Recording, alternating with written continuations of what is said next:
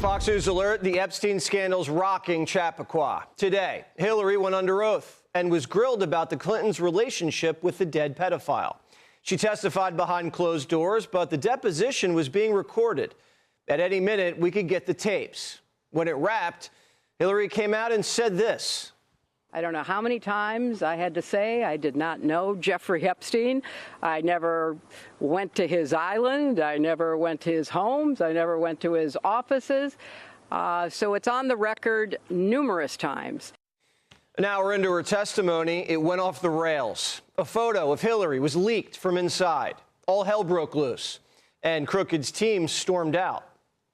The hearing just went off the record for a moment. Because it seems, as some of you may have seen, that there were some photographs shared on social media, which is against chamber rules that were read at the top of the meeting. So the hearing has been paused briefly while they figure out where the photo came from. Congresswoman Lauren Boebert texted the pic to the press, and Hillary complained it was against the rules. I don't think she liked how she looked. We had a bit of a challenge in the beginning because we had agreed upon rules based on the fact it was going to be a closed hearing at their demand, and one of the members violated that rule, which was very upsetting because it suggested that they might violate other of our agreements. Hillary made a fuss to chew up clock because she didn't want to be there. She testified that she never met Epstein, even though he'd been to the White House 16 times. It was supposed to be a co-presidency, remember? A 2-for-1 deal. Hillary moved their office into the West Wing. But Hillary doesn't remember. The number of times that she said, I don't know, you'll have to ask my husband, was more than a dozen, and I'll put it like that. Maybe they didn't meet, maybe they did, but Bill does a lot of things when Hillary's not looking. But this email's interesting. In the Epstein files, someone emailed the sex offender, quote, I know you are close with Hillary, but if she gets the nomination and you vote for her, I'll effing kill you. Did Hillary meet Epstein? Maybe, maybe not. But we do know this. I knew Ghislaine Maxwell casually as an acquaintance, but whatever they asked me, I did my very best to respond. Epstein's accomplice, Ghislaine, went to Chelsea Clinton's wedding. When she was asked about this, she ran like the wind. Can I ask, why was Ghislaine Maxwell invited to the daughter of Chelsea Clinton's wedding in 2010? She'd already been mentioned in a civil lawsuit by Virginia Giuffre before that. Jeffrey Epstein already been.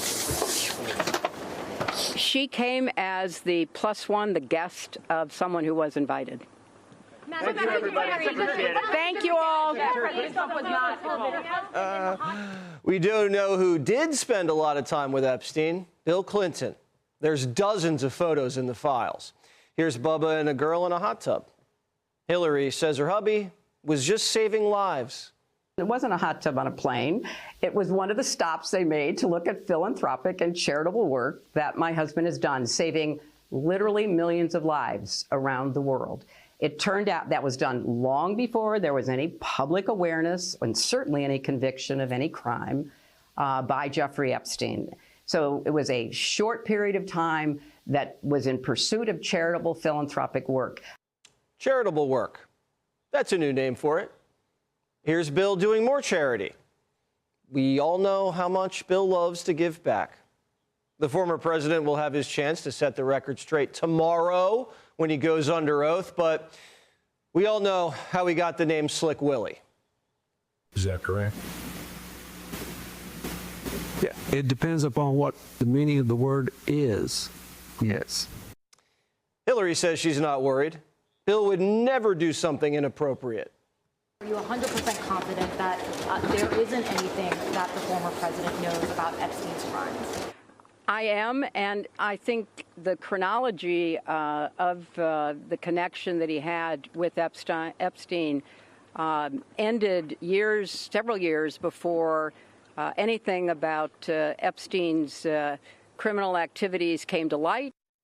If anybody thinks this is some partisan witch hunt, or as the Clintons call it, a vast right-wing conspiracy, you're wrong. I think one thing that surprised the Clintons, they assumed the Democrats on the committee would vote in a partisan manner and not vote to hold the Clintons in contempt. And what they learned was a majority of the Democrats on the committee either voted to hold the Clintons in contempt or voted present. The Epstein fallout has Clinton and Obama operatives dropping like flies. Yesterday, Larry Summers had to resign from his position at Harvard. And now it's come out that not only did the Ivy League take $9 million from the perv, they gave him his own office. And Harvard faculty was accepting free flights and business deals from the sex trafficker. Epstein was giving Larry Summers consulting gigs in places like Mongolia and Kazakhstan. Like we've been saying, it's going global. The head of the World Economic Forum, you know, the guys who tell us to eat insects, Borge Brende, suddenly resigned because of the Epstein files. One of the Rothschilds, you know, the European banking dynasty, all over the Epstein files. And the Swiss bankers, all they're saying so far is they're monitoring the situation. J.B. Pritzker's cousin, Thomas, just resigned from the board of Hyatt Hotels. JB's like, I only see my cousin on holidays. A cousin of yours has been in the news with regards to the Epstein files, Thomas Pritzker.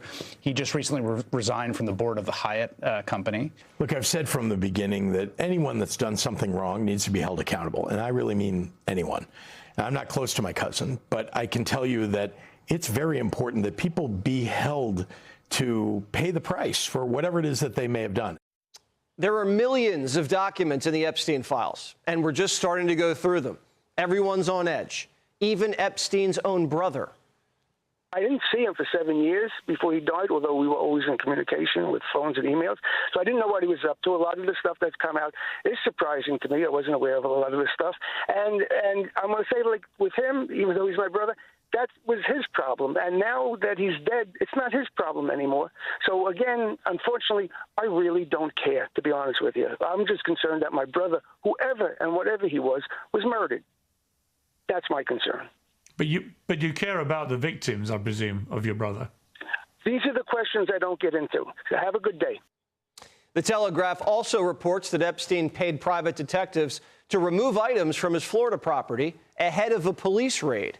They hid it in a secret storage locker, which contained 3 computers, videotapes, sex slave manuals, and illicit photographs.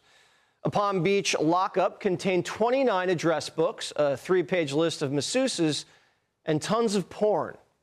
The Palm Beach police chief said Epstein's home had been cleaned up and certain computer material was missing, including surveillance equipment. We also found out last night that the DOJ had labeled Epstein's suicide as a murder in some documents. There were also questions about the noose.